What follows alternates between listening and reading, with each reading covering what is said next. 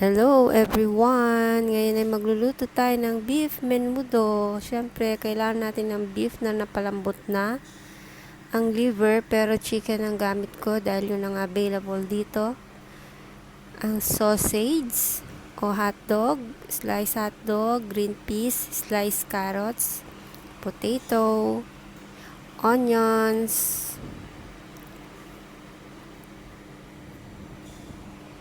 ginger, garlic,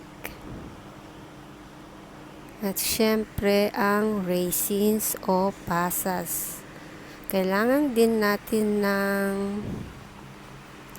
tomato sauce, flavoring, salt, and pepper. Syempre, ang sinet aside natin na pinakuluan na sabaw ng baka, ang beef broth. Ayan. Yan ang ating mga ingredients. Kaya naman, umpisahan na nating magluto.